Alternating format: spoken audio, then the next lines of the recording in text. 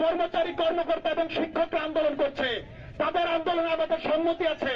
কিন্তু আমরা এও বলে দিতে চাই, তাদের এই আন্দোলন যদি ছাত্র সমাজের হল, ছাত্রদের বিভাগ, ছাত্রদের পড়ার স্থান লাইব্রেরিতে কোন ধরনের ব্যাঘাত আনে, আমরা কিন্তু বিশ্ববিদ্যালয় প্রশাসন ছেড়ে কথা বলবো না।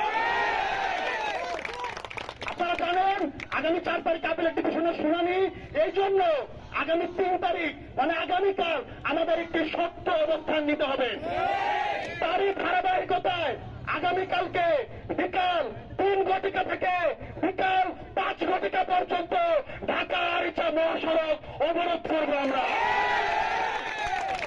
সেই পরিমাণে উচ্চ শিক্ষিত মানুষ আমাদের এই বাংলাদেশ থেকে প্রত্যেক বছর বেরোচ্ছে, সেই পরিমাণে আমাদের জন্য কর্মসংস্থানের আয়োজন করা হয় নাই।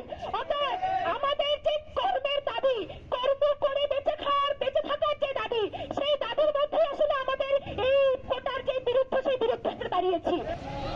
এই যে আমাদের মুক্তিযোদ্ধারা, তারা কি এই বৈষম্য স্থাপনের জন্য যুদ্ধ করেছিলেন? আমরা আবার সেই যুদ্ধটা করছি, এই যে বৈষম্য সেটি নিরূপণের জন্য। আমরা বলতে